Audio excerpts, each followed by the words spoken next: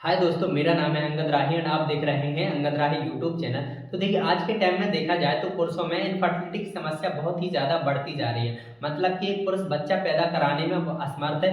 मतलब देखिए, उसकी शादी को 1 साल 2 साल या उससे भी ज़्यादा का टाइम हो गया है, फिर भी वह अपनी पत्नी को प्रेग्नेंट नहीं कर पा रहा है, पत्नी को प्रेगनेंसी कंसीव नहीं करवा पा रहा है, जिसके कारण क्या है कि वह पिता नहीं बन पा रहा है। उसे हम मेल इनफर्टिलिटी भी बोलते हैं या फिर बोला जाए कि पुरुष बांझपन भी कहते हैं। तो ये पुरुष बांझपन होने के क्या कारण है? तो इसके कई कारण होते हैं, जैसे कि ओलिगोस्पर्मिया, ओलिगोस्टेनोस्पर्मिया, अजूसस्पर्मिया। अगर उनमें से कोई एक समस्या है तो पुरुष में बांझपन होता है। तो आज का जो हमारा टॉपिक है वो है अजूसस्पर्मिया। इस अजूसस्पर्मिया से कैसे पुरुष में बांझपन आ सकता है, और अगर ये अजूसस्पर्मिया की समस्या है पुरुष में तो उसके बावजूद भी कैसे इसका ट्रीटमेंट होता है, और ट्रीटमेंट होने से कैसे वह फीमेल को प्रेग्नेंट कर सकता है, वो भी आज की इस वीडियो के माध्यम से हम जानेंगे।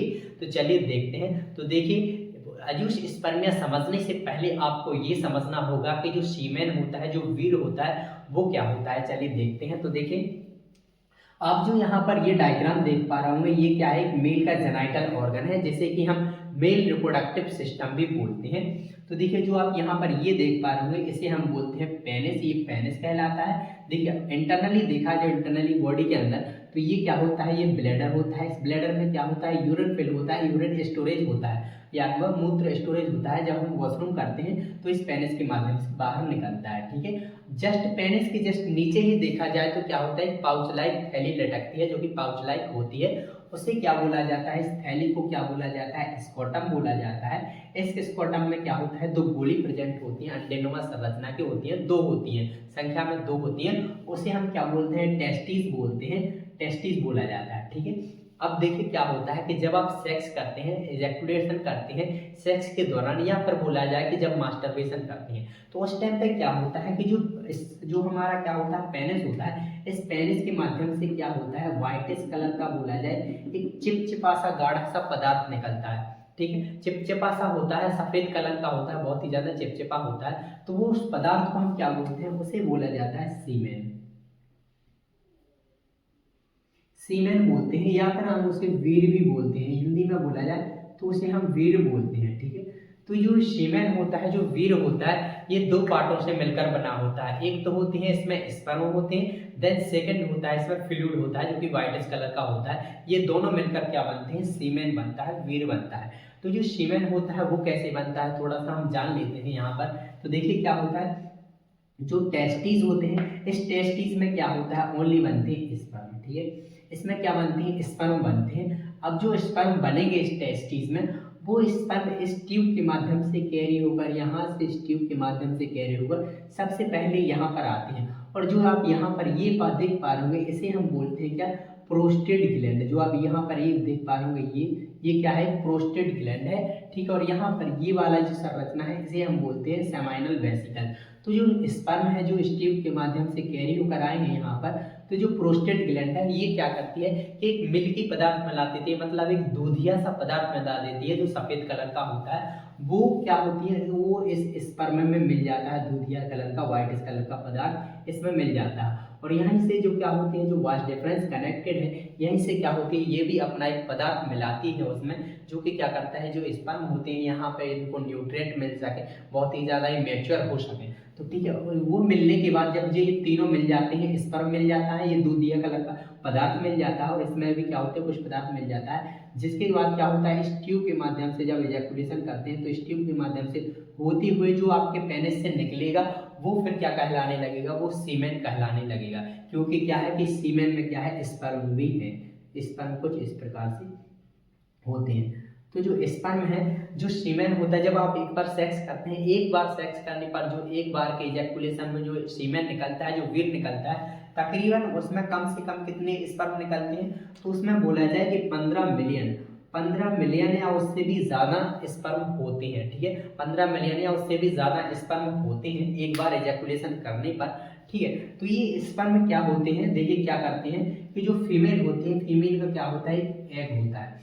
ठीक है, तो जब फीमेल के साथ सेक्स करते हैं, सेक्स करने के दौरान जो ये व्हाइटिश कलर का पदार्थ होता है, वो क्या होता है? फीमेल की बॉडी में चला जाता है सेक्स करने पर। ठीक है, तो जो स्पर्म होते हैं 15 मिलियन स्पर्म या उससे भी ज़्यादा स्पर्म होते हैं, उनमें से क्या होता है कोई एक स्पर्म क्या होता है फीमेल के एग से क्या होता है फर्टिलाइज कर जाता है, मतलब मिल जाता है, फर्टिलाइज कर जाता है। फर्टिलाइज करने के बाद क्या होता है फीमेल के यूट्रस में क्या होता है एक एम्ब्रियो ग्रो करने लगता है, एक एम्ब्रियो बनने लगता है, मतलब एक फीमेल को प्रेगनेंसी कंसीव हो जाती है। देन प्रेगनेंसी कंसीव करने के बाद एक फीमेल बच्चे को जन्म देती है। तो जो स्पर्म होते हैं ये क्या होते हैं बच्चा पैदा कराने के लिए हेल्पफुल होते हैं, इन्हीं की हेल्प से क्या होता है एक बच्चे का जन्म होता है। ठीक है, चलिए अब हम समझते हैं कि अजुष स्पर्मिया में क्या हो रहा है। ठीक है, अजुष स्पर्मिया क्या होता है वो समझते हैं। तो देखिए azoospermia is the medical term used when there are no sperm in the ejaculation, मतलब कि इस डिसीज में अगर ये किसी को होती है अजुष स्पर्मिया तो इसमें ये होता है कि जो आपका सीमेन है, जो वीर है, जो व्हाइटिश कलर का सफेद कलर का जो चिपचिपा सा पदार्थ है, अगर इसमें 15 मिलियन स्पर्म होते हैं, लेकिन अगर ये डिसीज है तो अगर इसमें क्या होता है अगर ये डिसीज है तो इसमें एक भी स्पर्म नहीं होगा, मतलब 15 मिलियन स्पर्म होने चाहिए, लेकिन अगर ये अजुष स्पर्मिया की समस्या है तो अजुष स्पर्मिया हम उसे बोलते हैं जिसमें क्या होता है एक भी स्पर्म ना हो। ठीक है, अगर इस सीमेन में एक भी स्पर्म नहीं होगा तो क्या होगा पुरुष में इनफर्टिलिटी आएगी, मतलब पुरुष एक फीमेल को प्रेगनेंसी कंसीव नहीं करवा पाएगा। ठीक है, उसे हम अजुष स्पर्मिया बोलते हैं अगर एक भी स्पर्म ना हो। ठीक, इस एक भी स्पर्म काउंट ना हो, नील हो। ठीक है, चलिए इसके बाद हम ये समझते हैं कि ऐसे क्या कारण होते हैं, ऐसे क्या रीजन होते हैं जिसके कारण पुरुष के सीमेन में, पुरुष के वीर में एक भी स्पर्म नहीं आ रहा है, मतलब कि जो पुरुष का टेस्टिस है वो स्पर्म का प्रोडक्शन कर ही नहीं रहा है, स्पर्म को बना ही नहीं रहा है। तो उसके क्या कारण होते हैं, उसके क्या रीजन होते हैं, उसके 3 मेन रीजन होते हैं, उसे हम 3 पार्टों में डिवाइड करते हैं। तो चलिए देखते हैं। तो फर्स्ट है हमारा प्री टेस्टिकुलर अजुष स्पर्मिया, सेकंड है हमारा टेस्टिकुलर अजुष स्पर्मिया और थर्ड होता है हमारा पोस्ट टेस्टिकुलर अजुष स्पर्मिया। तो प्री टेस्टिकुलर अजुष स्पर्मिया में हम समझे तो फर्स्ट है हमारा हार्मोनल इम्बैलेंस।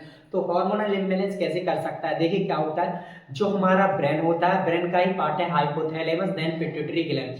पिट्यूटरी ग्लैंड क्या होते हैं मटर के दाने जैसी प्रेजेंट होती है हमारे माइंड में ही, उसकी हेल्प से क्या होता है कुछ हार्मोन को रिलीज किया जाता है, कुछ हार्मोन को निकाला जाता है, जैसे कि FSH और LH। FSH जैसे कि हम फॉलिकल स्टिमुलेटिंग हार्मोन कहते हैं, LH जिसे हम ल्यूटिनाइजिंग हार्मोन कहते हैं। तो ये हार्मोन क्या होते हैं ब्लड यहाँ माइंड से रिलीज होते हैं पिट्यूटरी ग्लैंड से, पिट्यूटरी ग्लैंड से रिलीज होने के बाद हमारे माइंड से क्या होते हैं ब्लड के माध्यम से होते हुए वे कहाँ आते हैं टेस्टिस के पास आते हैं दोनों हार्मोन। ठीक है, टेस्टिस के बाद आने के बाद जो हमारा LH हार्मोन जो आएगा ब्लड के माध्यम से वो क्या करेगा इसकी सेल्स को स्टिमुलेट करेगा ताकि यहाँ से टेस्टोस्टेरोन हार्मोन बन सके। अब यहाँ पर जब टेस्टोस्टेरोन हार्मोन बनेगा तो टेस्टोस्टेरोन हार्मोन बनने के बाद टेस्टोस्टेरोन क्या करेगा कि स्पर्म का प्रोडक्शन, स्पर्म को बनाने में, उसके प्रोडक्शन में हेल्प करता है ताकि स्पर्म का प्रोडक्शन हो और स्पर्म बन सके। देन जो FSH हार्मोन होगा ये भी स्पर्म को बनाने में और यहाँ पर जो स्पर्म बनेगा उनको न्यूट्रिएंट देने में हेल्प करता है। देखिए अब देखें तो मतलब जो हमारा हाइपोथैलेमस है, पिट्यूटरी ग्लैंड है, अगर यहीं पर कोई इफेक्ट आ जाए मतलब हार्मोन का इम्बैलेंस हो जाए और हार्मोन यहाँ पर ब्लड के माध्यम से आ ही ना पाए, यहाँ पर आए ही ना, तो अगर यहाँ पर हार्मोन नहीं आएंगे तो टेस्टिस क्या करेगा अपना वर्क नहीं करेगा, मतलब स्पर्म का प्रोडक्शन नहीं करेगा। तो इसका एक मेन रीजन हार्मोनल इम्बैलेंस होता है, मतलब अगर हार्मोन नहीं आएंगे ठीक तरह से तो यहाँ पर क्या होगा कि स्पर्म का प्रोडक्शन भी नहीं होगा। ठीक है, सेकंड हम देखें पिट्यूटरी और हाइपोथैलेमस डिसऑर्डर। अगर जो पिट्यूटरी ग्लैंड है और हाइपोथैलेमस अगर इसमें कोई डिसऑर्डर आ जाता है, कोई डिसीज हो जाती है तो जो हार्मोन का सीक्रेट करना होता है वो नहीं कर पाएगा और हार्मोन का सीक्रेट नहीं होगा तो ब्लड के माध्यम से यहाँ पर भी हार्मोन नहीं आएगा और अगर यहाँ पर हार्मोन नहीं आएंगे तो स्पर्म का प्रोडक्शन भी नहीं होता है। तो इसे हम बोलते हैं प्री टेस्टिकुलर अजुष स्पर्मिया, मतलब कि यहाँ पर अगर सिग्नल ही नहीं मिलेंगे, अगर यहाँ पर सिग्नल नहीं मिलेंगे तो ये कैसे वर्क करेगा। ठीक है, तो ये वर्क नहीं कर पाएगा अगर यहाँ पर सिग्नल नहीं मिलेंगे तो। ठीक है, इसके बाद सेकंड है हमारा टेस्टिकुलर अजुष स्पर्मिया। टेस्टिकुलर अजुष स्पर्मिया में क्या होता है कि ये सिग्नल तो मिल रहे हैं, मतलब हार्मोन तो रिलीज हो रहे हैं प्रॉपर तरीके से ब्लड के माध्यम से, हार्मोन तो यहाँ पर आ रहे हैं, ये सिग्नल भी दे रहा है कि तुम क्या करो स्पर्म को बनाओ। लेकिन क्या है कि जो हमारे टेस्टिस हैं अगर इसमें ही कोई डिफिकल्टी आ जाए, कोई इसमें ही कंडीशन आ जाए, इसमें भी कोई दिक्कत आ जाए, जैसे कि मान लीजिए क्या है इन्फेक्शन जैसे मम्स ऑर्चाइटिस। अगर जो टेस्टिस है इस ये क्या करते हैं, स्पर्म का प्रोडक्शन कराते हैं। अगर इस टेस्टिस में ही क्या हो जाए, कोई इन्फ्लामेशन हो जाए, मम्स वायरस के कारण क्या हो जाए, इन्फ्लामेशन हो जाए, इन्फेक्शन हो जाए, जिसके कारण जो स्पर्म का ये प्रोडक्शन कर रहा है वो नहीं कर पाएगा। देन इसके बाद ट्रूमा और इंजरी। अगर यहाँ पर कोई चोट लग जाए, कोई ट्रूमा हो जाए, बहुत गहरी चोट आ जाए, तो अगर यहाँ पर चोट लगेगा तो वो क्या करेगा, टेस्टिस अफेक्ट हो जाएंगे, टेस्टिस डैमेज हो जाएंगे। और अगर टेस्टिस ही डैमेज हो जाएंगे तो वो स्पर्म का प्रोडक्शन कैसे करेंगे, स्पर्म ही कैसे बनाएंगे। तो उसके कारण भी क्या हो सकता है, अज़्यूसिस्पर्मिया हो सकता है। थर्ड जैसे कि देखें वेरिकोसील। वेरिकोसील मतलब कि क्या होता है कि यहाँ पर कुछ ब्लड वेसल्स भी तो आती हैं, जो ब्लड वेसल्स आती हैं वो क्या करती हैं कि यहाँ पर न्यूट्रिएंट प्रोवाइड करती हैं ब्लड के माध्यम से, ताकि टेस्टिस अपना वर्क कर सके। अब जो क्या हो रहा है, जो ब्लड वेसल्स आ रही हैं उनमें भी कोई डिफिकल्टी आ जाए, ब्लड वेसल्स की डिफिकल्टी आ जाए उनमें, तो यहाँ पर अगर प्रॉपर तरीके से यहाँ पर ब्लड नहीं आएगा तो ये अपना काम नहीं करेंगी। तो अगर ये काम नहीं करेंगी तो उसके माध्यम से भी क्या हो सकता है, अज़्यूसिस्पर्मिया होने के चांसेस हो सकते हैं। थर्ड हम देखें टेस्टिकुलर कैंसर। देखिए जो टेस्टिस है, अगर मान लीजिए इसमें कैंसर हो गया है, कैंसर होने से क्या होता है, आप कैंसर जानते हैं कि बहुत ही खतरनाक कंडीशन होती है। तो अगर टेस्टिस में क्या होता है, कैंसर हो जाता है, तो अगर टेस्टिस में कैंसर होगा तो वो क्या होगा कि जो टेस्टिस का वर्क होता है स्पर्म को बनाना, वो कैसे बनाएगा, वो स्पर्म को नहीं बना पाएगा, जिसके कारण क्या होगा कि जो सीमेन निकलेगा उसमें एक भी स्पर्म नहीं होगा। ठीक है, इसके बाद बात करते हैं एनवायरमेंटल टॉक्सिन्स। एनवायरमेंटल टॉक्सिन्स पर हम बात कर सकते हैं, जैसे कि मान लीजिए आप बहुत ज़्यादा ऐसी जगह पर रहते हैं जहाँ पर बहुत ज़्यादा टेम्परेचर हाई होता है। देखिए क्या होता है कि यहाँ पर जो टेस्टिस होता है इसे स्पर्म के प्रोडक्शन करने के लिए कम टेम्परेचर की ज़रूरत होती है, हमारी बॉडी से कम टेम्परेचर की ज़रूरत होती है, इसलिए ही ये बॉडी से नीचे लटकते हैं। लेकिन अगर आप ऐसी जगह पर वर्क करते हैं जहाँ पर बहुत ही ज़्यादा टेम्परेचर हाई रहता है, या आप कुछ लोग क्या करते हैं गोदी में रखकर लैपटॉप का यूज करते हैं, उसके कारण अगर यहाँ पर टेम्परेचर हाई होगा तो टेम्परेचर हाई होने के कारण भी क्या होगा, ये स्पर्म का प्रोडक्शन नहीं कर पाएंगे। ठीक है, तो ये मेन कारण होते हैं टेस्टिकुलर अज़्यूसिस्पर्मिया में। ठीक है, इसके बाद अब हम बात करते हैं थर्ड रीजन की। थर्ड कॉजेज ऐसा क्या है जिसके कारण क्या होता है कि सीमेन में स्पर्म नहीं आ पा रहे हैं, चलिए वो देखते हैं। तो थर्ड इसका पोस्ट टेस्टिकुलर अज़्यूसिस्पर्मिया। पोस्ट टेस्टिकुलर अज़्यूसिस्पर्मिया में क्या होता है समझिए। इसमें क्या होता है कि जो हमारा टेस्टिस है ये भी प्रॉपर तरीके से वर्क कर रहा है, स्पर्म का प्रोडक्शन कर रहा है, जो हमारा हार्मोन लेवल है वो भी ठीक है, हार्मोन भी सही से सीक्रेट हो रहे हैं। लेकिन क्या होता है, इसमें क्या हो रहा है कि जो हमारी ट्यूब है, जो रास्ते का काम कर रही है, पाथवे का काम कर रही है, स्पर्म को कैरी करने का काम कर रही है, ये वाट डिफरेंस बोलते हैं हम उसे।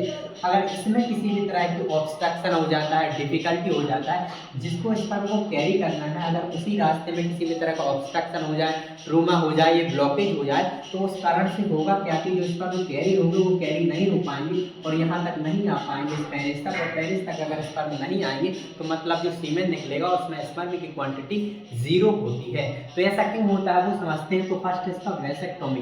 वेसेक्टोमी में क्या होता है, मेनली क्या होता है, जो वास डिफरेंस होती है, मतलब जो टेस्टिस होती है, टेस्टिस से जो कैरी करके स्पर्म को ले जाती है, उस ट्यूब को क्या कर दिया जाता है, या तो कट कर दिया जाता है या फिर टाई कर दिया जाता है। अगर उनको कट कर दिया जाएगा तो स्पर्म कैरी नहीं होंगे, और स्पर्म अगर कैरी नहीं होंगे, यहाँ तक नहीं आ पाएंगे, तो इसके माध्यम से क्या होगा कि सीमेन में क्या होगा, स्पर्म एक भी क्वांटिटी नहीं होगी। ठीक है ना। इसके बाद क्या है, प्रोस्टाइटिस। प्रोस्टाइटिस क्या होता है, देखिए जो हमारी प्रोस्टेट ग्लैंड है ये वाली, अगर इसमें किसी भी तरह का इन्फेक्शन हो जाए, इन्फ्लामेशन हो जाए, तो भी ये कंडीशन बन सकते हैं। क्योंकि देखिए समझते हैं कि यहाँ से स्पर्म कैरी होकर इस ट्यूब के माध्यम से यहाँ तक तो प्रोस्टेट तक तो आ गए, ठीक है, अच्छी तरह से स्पर्म यहाँ तक आ गए। लेकिन अगर इस प्रोस्टेट ग्लैंड में इन्फ्लामेशन हो जाता है, कोई किसी भी तरह का इन्फेक्शन हो जाता है और प्रोस्टेट ही अफेक्ट हो जाएगी, तो यहाँ पर अगर स्पर्म आएंगे तो स्पर्म की क्या हो जाती है, यहीं पर डेथ हो जाएगी, वो किल हो जाएंगे। और यहाँ तक स्पर्म अगर यहीं पर किल हो जाएंगे तो वो क्या होगा, पेनिस के माध्यम से फिर सीमेन में नहीं आ पाएंगे स्पर्म। ठीक है, तो ये एक ऐसी कंडीशन भी होती है। इसके बाद देखें एपिडिडाइमाइटिस। एपिडिडाइमाइटिस मतलब कि जो हमारी एपिडिडाइमिस होती है, ये वाली टेस्टिस के पास ही होती है। अगर इसमें किसी भी तरह का इन्फेक्शन, इन्फ्लामेशन हो जाता है, तो उसके कारण भी क्या होगा कि जो स्पर्म बनेंगे वो यहाँ से आगे नहीं जा पाएंगे, उस पाथवे में ही नहीं आ पाएंगे। और अगर इस पाथवे से यहाँ तक नहीं आ पाएंगे, उसके कारण भी क्या होगा कि मेनली हो सकता है कि आपकी सीमेन में एक भी स्पर्म ना हो। ठीक है ना। इसके बाद एसटीडी मतलब सेक्सुअल ट्रांसमिटेड डिसीज होती है, जो कि एक फीमेल को है अगर तो मेल को हो सकती है सेक्स करने के दौरान। तो उसके कारण भी क्या हो सकता है कि जो आपका जो रिप्रोडक्टिव पार्ट है वहाँ पर इन्फेक्शन हो सकता है, जैसे कि ट्यूब में हो सकता है, यूरेथ्रा में हो सकता है, लाइक दिस वास डिफरेंस में हो सकता है, प्रोस्टेट में हो सकता है। तो इस कारण भी क्या हो सकता है, अगर इन्फ्लामेशन इन्फेक्शन होगा, पाथवे डैमेज होगा, तो स्पर्म में ठीक से कैरी नहीं होंगे, और स्पर्म कैरी नहीं होंगे तो आपके सीमेन में भी हो सकता है कि एक भी स्पर्म ना आए, ठीक है ना। इसके बाद ट्रूमा, देखिए अगर आपको किसी भी तरह का ट्रूमा हो जाए, कोई इंजरी हो जाए, कोई चोट लग जाए, उसके कारण जो यूरेथ्रा है या फिर जो वास डिफरेंस ट्यूब है ये डैमेज हो जाए, इसमें ऑब्स्ट्रक्शन हो जाए, तो उसके कारण भी क्या होगा कि सीमेन में स्पर्म नहीं आएंगे, ठीक है। इसके बाद अब हम बात करते हैं सिम्टम्स की। बात की कि इसका इस डिसीज का सिम्टम्स क्या देखने को मिलता है, तो इसका एक ही सिम्टम्स देखने को मिलेगा हमें, नो स्पर्म इन दी सीमेन। जो सीमेन होगा, जो वीर होगा, उसमें एक भी स्पर्म की क्वांटिटी नहीं होगी, जो स्पर्म की क्वांटिटी होगी बिल्कुल जीरो होगी। तो देखिए अभी हमने तीन ऐसे कारण देखे जिसके कारण ये समस्या होती है। फर्स्ट देखा कि हार्मोनल इम्बैलेंस, अगर हार्मोन ठीक से नहीं आ पाएंगे, यहाँ पर हार्मोन से सिग्नल नहीं मिलेंगे तो ये स्पर्म का प्रोडक्शन नहीं करेंगे। सेकंड देखा हमने कि अगर टेस्टिस में किसी भी तरह की इन्फ्लामेशन हो जाए, इन्फेक्शन हो जाए, किसी भी तरह की ऑब्स्ट्रक्शन हो जाए, डिफिकल्टी हो जाए, ये टेस्टिस ही अफेक्ट हो जाए, तो भी क्या करेंगे कि वो स्पर्म का प्रोडक्शन नहीं करेंगे। थर्ड हमने ये समझा कि अगर ये स्पर्म का प्रोडक्शन ठीक तरह से कर रहे हैं, स्पर्म को बना भी रहे हैं, लेकिन जिसके माध्यम से स्पर्म कैरी होना है, जिसके माध्यम से स्पर्म को आगे जाना है, उस रास्ते में ही डिफिकल्टी आ जाए, वो रास्ता ही ठीक नहीं है जिसके माध्यम से उसे जाना है, तो उसके माध्यम से भी क्या होगा कि आपके सीमेन में वीर जो स्पर्म होंगे वो नहीं होंगे, ठीक है। तो ये भी कंडीशन बनती है। चलिए इसके बाद अब हम बात करते हैं डायग्नोस्टिक इवैल्यूएशन की बात, मतलब अगर इस डिसीज की कंडीशन है तो इसको कैसे डायग्नोस किया जाता है, कैसे पता लगाया जा सकता है, चलिए वो देखते हैं। तो देखिए यहाँ पर है सीमेन एनालिसिस। सीमेन एनालिसिस में क्या किया जाता है कि सीमेन का सैंपल दिया जाता है लेबोरेटरी में। लेबोरेटरी में क्या किया जाता है, उस सीमेन के सैंपल से आइडेंटिफाई किया जाता है, पता लगाया जाता है कि उस सीमेन में जो स्पर्म की क्वांटिटी है वो कितने हैं या बिल्कुल भी नहीं है, तो वो लेबोरेटरी में चेक किया जाता है, एनालिसिस किया जाता है सैंपल के जरिए। देन है हमारा हार्मोनल टेस्ट। क्या किया जाता है कि हार्मोन को टेस्ट भी करना जरूरी होता है कि जो FSH हार्मोन है, LH हार्मोन है, वो ठीक तरह से सीक्रेट हो रहे हैं या नहीं हो रहे हैं। अगर वो नहीं होंगे तो टेस्टिस क्या होंगे, स्टिमुलेट नहीं होंगे, जिसके कारण वो स्पर्म का प्रोडक्शन भी नहीं करेंगे।